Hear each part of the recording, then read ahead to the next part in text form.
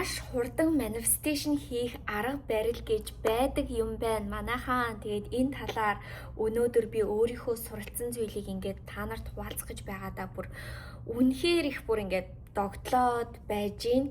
Тэгээд сүүлийн үед гэх юм бол миний амьдралд бүр ингээд зөндөө олон зүйлс байгаа зү. Бараг эд шид юм шиг өөрчлөгдсөн.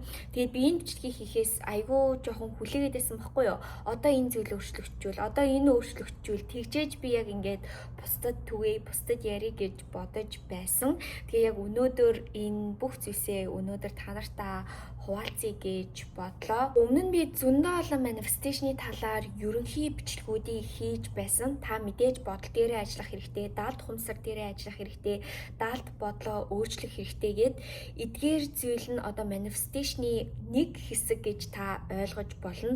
Хүн бодлоо өөрчлөө, даалт хумсар, даалт бодол дээрээ ажиллаад ирэхээрээ үнэхээр ямар нэгэн зүйлийг амьдралдаа өөрчлөөд татаж болдог. Тэгээд би ч гэсэн эдгээр арга барилуудыг ашиглаад зөндөө олон зүйлийг амьдрал дээрээ өөрчилсөн. Гэхдээ миний нэг бодол юу байсан бэ гэхээр бид нар ямар нэгэн зүйлийг амьдралдаа татахын тулд бид нар үнэхээр хичээх хэрэгтэй, ямар нэгэн үйлдэлийг ингээд үнэхээр хийх хэрэгтэй. Тэгээ дээрэс нь цаг хугацаа шаардна гэж би одоо итгэдэг байсан байхгүй юу? Яагаад гэвэл миний амьдралдаа би болгосон татсан зүйлс болгоныг би маш их тэгэж хүч хөдөлмөр тавьж байж татсан болохоор. Гэхдээ хэрвээ та энэ манифесташны ард нь байдаг арга барилыг ойлгочих юм бол энэ нугайдээ хүсэж байгаа зүйлсээ хурдан татаж болдог юм байна. Тэгээ өнөөдрийн бичлэгээ би бас өмнөх бичлэгүүдээсээ арай өөрөөр хийхийг хүсэж байгаа учраас та нарт арай өөр талаас нь тайлбарлая.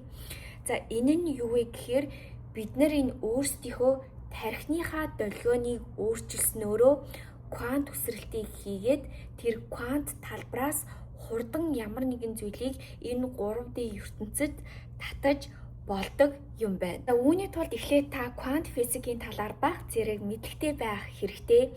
Квант физик, квант талбар гэж юуг хэлээд байна вэ гэхээр яг одоо та харж мэдэрч байгаа энэ дэлхий дээр байгаа биедсэн бүх зүйлсийн одоо их үүсвэр гэж ойлгож болно. Ерөнхийдөө бол одоо бидний харж байгаа бүх зүйлс энергиээс үүсэлтэй шүү дээ. Энэ дэлхий дээр таны харж байгаа бүх зүйлс бол зөвхөн тэр квант талбараас биедсэн жижигхэн одоо хэсэгхэн хувилбар нь гэсэн үг.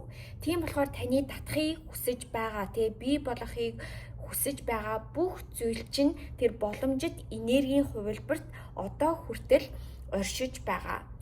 Тийм болохоор хэрвээ та тэр квант талбараас ямар нэгэн зүйлийг татъя гэж бодож байгаа бол таны энэ энерги чинь тэр квант талбартай холбогдсон байх хэрэгтэй. Квант талбартай хэрхэн холбогдох вэ?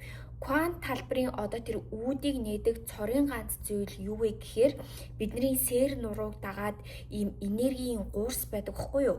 Энэ гуурс яаж ажилдаг вэ гэхээр бидний зүрх болон тархи хоёр нэгдээд нийцэх үед одоо тэр гуурс итвчж эхэлдэг. Энэ энергийн гуурсаар дамжуулж бид нар квант талбартай холбогдож болдог гэсэн. За би зүрх гэж яриад байгаа шүү дээ. Энэ зүрх гэдэг маань юу хийж байна вэ гэхээр таны одоо сэтгэлийг чинь дуудлага واخгүй юу? Магадгүй таны мөрөөдлийн самбар, мөрөөдлийн карьер та энэ амьдрал дээр юу хүсэж чинь тэр болгон чинь энэ танд зүрхний чинь дуудлага та аль хэдийн өөрөө мэдэж байгаа. Мэдээж хүн болгоных өөр штэ. Гэхдээ хүн тархиа энэ зүрхнийхаа дуудлагатай тэнцвэржүүлэх маш их хэцүү байдаг. Ягаад гэвэл бидний тархинд ихэнх үед юу байдаг вэ гэхээр зөндөө олон айдас, яана гэсэн эргэлзээ янз бүрийн өөр бодлууд гээд бид нар ингээд үргэлж сөрөг бодолтой ч гэсэн ингээд автцсан байдаг штэ. Энэ үед яадаг вэ гэхээр бидний тарих тэр нөгөө бета гэдэг долгионд байдаг хэвгүй юу? Бета хүн долгионд бидний тарих байхаар яадаг вэ гэхээр бид нарт байнга санаа зовоос яна гэж боддог учраас бидний зүрх тарих хоёр энэ холболтыг хийж ерөөсөө чаддгүй. Энэ манифесташны бүх арга барилуудыг бодоод үзээрэй. Яагаад хүмүүс бясалгал хийх чухал гэж ярьдаг вэ? Яагаад хүмүүс энэ амьсгалын дасгал, дээрэс нь йог хийх яагаад чухал вэ? Яагаад энэ ховстол, дээрэс нь саунд байт буюу юм дуу чимээний эмчилгээ ч гэсэн зөндөө байдаг штеп. Яагаад бас байгальд гараад байгальтайгаа холбогдох чухал байдаг гэд ярьдаг вэ гэхээр хүний энэ нөгөө тархины долгион байгаа зү өөрчлөгдөж эхэлдэг, хүн тайвширч эхэлдэг. Энэ үед яадаг вэ гэхээр хүн бодлоо зэгцлээд өөрийнхөө дуудлагыг сонсоод ямар нэгэн зүйлийг хийхэд маш их амархан болдог. Тийм болохоор эхлээд та яах хэрэгтэй вэ гэхээр эхлээд энэ бета гэдэг одоо бид нар ихэнхдээ тархины долгионы хэлбэлцэлт байдаг баггүй юу, магадгүй стресстэй, санаа зовсон.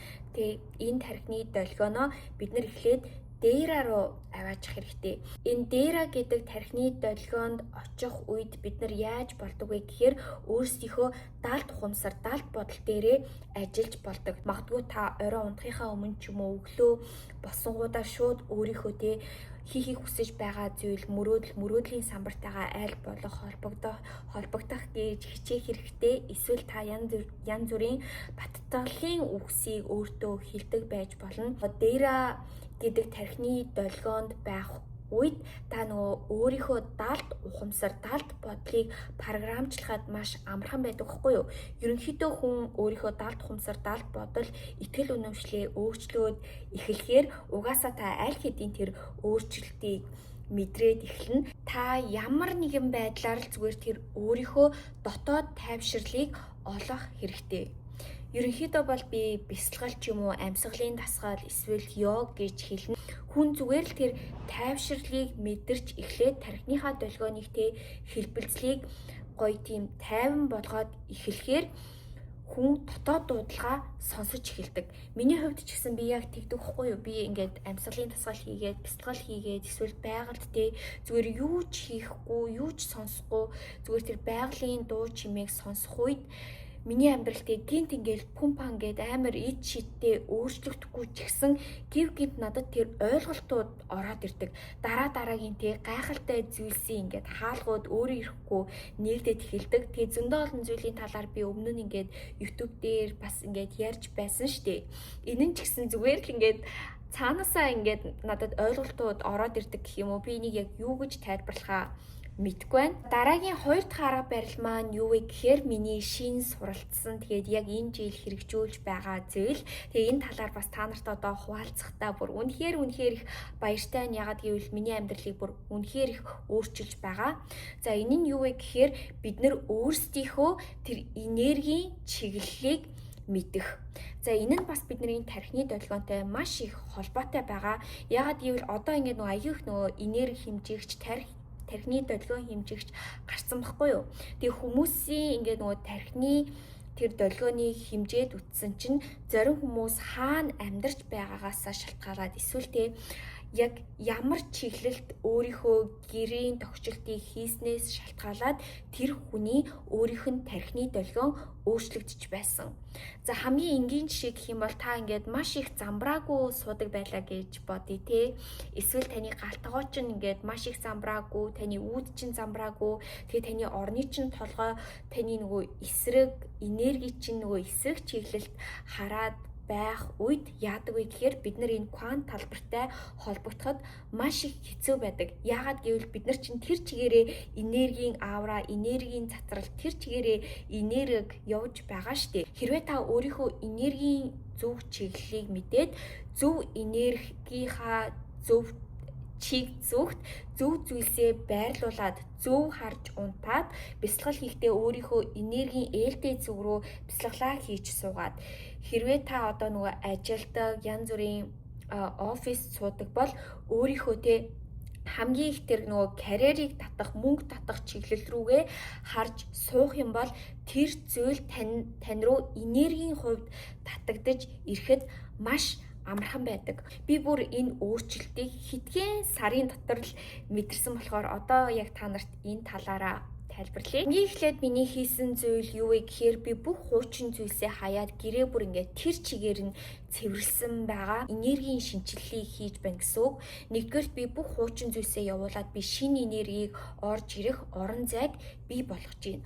Хоёрдугаарт гэх юм бол би ингээ нөгөө замбраагүй ч юм уу зөндөө олон хуучин зүйлсээ байлгаад байхаар миний тархины хэлбэлзэл нөгөө хамгийн доогуур хэлбэлзэлтэй байгаад байгаа штеп. Тэгээ би ингээ цэвэрхэн зүйл хараад цэвэрхэн орчинд байгаад байхаар яаж байна вэ гэхээр миний тарих зөв хэлбэлзэлтэй очиод ирэхээр би зүрхнийхаа дуудлагыг ч юм уу илүү их сонсож эхэлнэ гэсэн.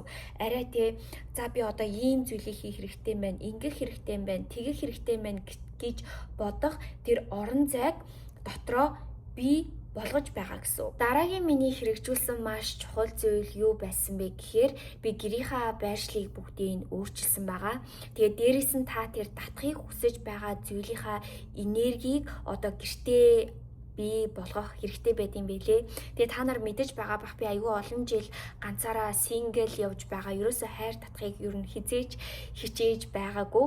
Гэхдээ би далд бодлороо ч юм уу бүх зүйлсээрээ хайрыг дандаа ингээд аюу их түлхдэг байсан юм байна лээ. Тэгээд энэ жил болохоор би гоё хайрыг татъя гэж бодож байгаа хгүй юу. Тэгээд би нөгөө янз бүрийн зүйлээ сургалтаа авч байх үедээ би энийг хийсэн баггүй юу найзтайгаа. Тэгээ энийг би өөрийнхөө нөгөө хайрынхаа зүгт тавиад тэгээд гэрээ би ажиглаад үтсэн чинь би ерөөсөө тийм хайр татах орон зай гэртээ би болгодгүй байсан юм байлээ. Тэгээд нэг зүйл нь юу байсан бэ гэхээр надад нөгөө хүмүүс амар гой нөгөө хизээж өгөхгүй гой сарнай марнай өгөнгүүд би тэрийг яадаг байсан бэ гэхээр тоосонд дарагдуулаад 0-доо ч юм уу тавьчдаг байсан баггүй юу. Тэгээд би тэрийгэ анзаараад тэр цэцгүүдээ гаргаж ирээд тоос мосын бүгдийг аваад амар гоё арчиж агаад өөрийнхөө хайрын зүгт байрлуулсан баггүй юу. Яагаад гэвэл би нөгөө өмнө нэг таалаг бүр нэг миний уулзчихсан залуучууд надад ерөөсөө амар их нөгөө таалагдаж байгаагүй болохоор би нөгөө өгсөн бэлгүүдийн ерөөсөө тоотгүй байсан. Тэгээд тэр зүйлсээ ингээд гоё хайрынхаа зүгт тавьсан чинь oh my gosh, бүр та нар одоо надад бүр юу тохиолдож байгааг хизээж төсөөлөхгүй. Гинт миний амьдралд зөндөө олон ингээд залуучууд гарч ирээд зөндөө олон болзоонд ураад тэгээд дээрэс нь гівгинт ингээд амар их сарнай марнай гэрлөө явуулаад гівгинт тим зүйлс бүр ингээд тохиолдоод эхэлсэн. Тэгэхээр бас зөвхөн байрлалын хувьд ч гэлтгүй яг би далд бодлоо ч гэсэн өөрчилж эхэлсэн. Гэхдээ би ингээд байршлаа өөрчлөө. За би яг энэ хайрыг татнаа, би хайрыг дахиж төлөхгүй гэж өөртөөгөө ингээд яриад энергийн одоо баг зэрэг өөрчлөлтийг хийж эхэлж байгаа гэсэн үг шүү дээ. Тэгсэн чинь oh my gosh. Тэгээ одоогийн байдлаар би ингээд нэг залуутай айгүй их бичиж болцоонд явж байгаа хгүй. Гэхдээ би яг аль нь бүтэх, аль нь бүтэхгүй, яг аль нь яг миний надад таалагдах хүнийг би ерөөсөө мэдгүй. Гэхдээ аль нэг нь гарч ирнэ гэдэгт бол би айгүй итгэлтэй байгаа. Гэхдээ бүр ингээд өмнөх энергиэс бүр ингээд шал өөр энергитэй байгаа нь ингээд маш их мэдрэгдэж байгаа. Дараагийн миний өөрчилсөн зүйл юу вэ гэхээр би ширээнийхаа байрлалыг өөрчилсөн. Биднэрт хичээл хийдэг ширээ ч юм уу, ажиллаа хийдэг ширээ гэл бүгдээрэнд нь тийм өөрсдийн ажлын ширээ байдаг штеп. Энэ ширээ чинь ооздыг хизээж хан руу харж сууж болтгүй мэлээ. Би өмнө дандаа хан руу харуулаад ч юм уу эсвэл өөр зүг рүү харуулаад суучдаг байсан байхгүй юу? Яагаад гэвэл тэгж суух юм бол би айгүй нөгөө юмдаа анхаарах юм шиг санагдаад тэгсэн чинь тэгж сууж болтгүй юм байна. Эн чинь бидний карьер, амжилт гээд бүх зүйлийг маш их хаад юм байна. Яагаад гэвэл хан руу хараад харж байгаа зүйл чинь зүгээр цагаан хан байгаад хар чинь бүх тэр нөгөө ирэх амжилтыг чинь ингээд хаагаад байдаг юм байна. Тэгээд жишээлбэл та нарт маш их юм нөгөө албан тушаалтай компани захирал хаан хатад яаж суудгийг та нар бодоод үзээрэй. Эдгээр хүмүүс хизээч хан руу харж суудаггүй штэ. Дандаа бизнес хийх хүмүүс нь урдаас нь орж ирдэг. Зөндөө олон хүмүүс урдаас нь орж ирээд яг ингээ хаан хатан шиг амжилтыг ингээ хүлээж авч байгаа байдлаар суудаг юм байна л та. Тийм болохоор таны ширээчин ч гэсэн таны хаалга руу хүмүүсийг угтаж авахар тэгж одоо харж суусан байх хэрэгтэй. Нэг эсвэл таны нөгөө амжилтын зүг рүү, амжилтынхаа зүг рүү харж суух хэрэгтэй. Тэгэх юм бол одоо тань руу тэр амжилт татагдаж ирэх энерги, тэр амжилтын квант талбартай холбогдоход маш амархан байна гэсэн. Дараагийн миний хэрэгжүүлсэн зүйл юу вэ гэхээр би нөгөө үүдээ бүр ингээд маш гоё цэгцлээд бүр ингээд цэв цэвэрхэн болгосон. Яг гоо тийм хизээч замбраагүй байдаггүй л байсан л та. Гэхдээ нөгөө гутал мотлуудаа ингээд хаяа тайлаад ингээд тавьчдаг байсан бохгүй юу. Гэхдээ ингээд яг үүд рүү чинь орж ирэхэд одоо бидний үүдээр те хам их боломжууд бүх зүйлс орж ирдэг юм байна л да. Тийм болохоор та юу татахыг хүсэж чинь, юу гэртээ авчрахыг хүсэж чинь гэсэн бүх зүйлийг чинь таны үүд илэрхийлж байх хэрэгтэй. Тийм болохоор те та тэр гэрийнхаа үүдийг өнөөдөр те зөндөө олон хувцас байвал, гутлууд байвал бүгдийн зэгцлээрээ. Тэгээ зэгцэлснээс хойш бараг 2-3-7 хоногийн дотор надад шууд өөрчлөлтүүд мэдрэгдсэн.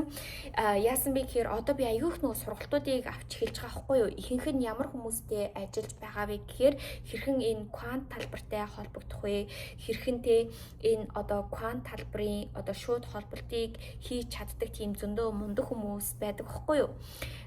Тийм хүмүүс олсон. Би өмнө нь бүр тийм хүмүүсийн талаар ч ингээд нөгөө мэдлэггүй байдаг байсан чинь тийм хүмүүс зөндөө олон байдаг юм бэлээ. Тэгээ тэр хүмүүс болохоор одоо намайг юу блоклоод байна.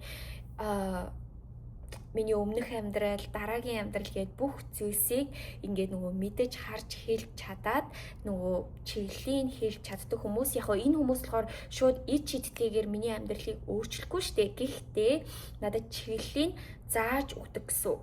Тийм болохоор би ингээд мэдгүй миний амьдрал зөндөө олон боломжууд орж ирж байгаа, зөндөө олон зүйл дээр ажиллаад явж байгаа. Тэгээ зөндөө олон өөрчлөлтүүдийг мэдэрч байгаа учраас таны хувьд ч гэсэн зүгээр өөрийнхөө чадхаараа энэ өөрчлөлтүүдийг хийгээд үзээ. Тэгэх юм бол танд ингээд зөндөө олон үүд нэгдэн. Тэгээ хэрвээ та үр дүн мэдрэх юм бол заавал надад комент үлдээгээрэй. Тэгээ дээрэс нь бас тууштай бай. Ядаж 2-3-7 хоног хүлээх хэрэгтэй. Тэгээ танд алдах зүйл юу ч байхгүй. Ягаад гэвэл та эдгээр зүйлсийг өөрчилснөөрөө улам илүү та эмх цэгцтэй амьдрын, улам илүү тайван амьдрын, улам илүү гайхалтай зүйлийг мэдэрнэ. Ягаад гэвэл энэ нь бид нар зүгээр л энгийн амьдралдаа амархан хэрэгжүүлж болох зүйлс.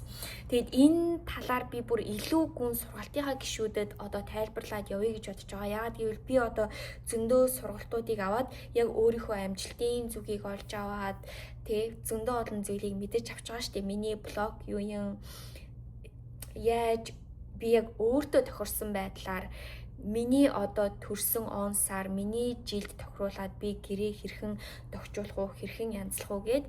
Тэгэд энэ талаар ч гэсэн би яг сургалтынхаа хүмүүст гүн заая гэж бодож байгаа учраас тэгээд 8 сарын сургалтанд та заавал орж ирээрэй. Тэгээ магадгүй энэ талаар би мастер класс өмнөх сургалтынхаа гишүүдэд зүгээр нэг өдрийн хичээлийг бас явуулж магадгүй. Тэгээ өнөөдрийн хичээл та нарт бас гоё тустай санагдсан бол доор комент үлдээгээрэй.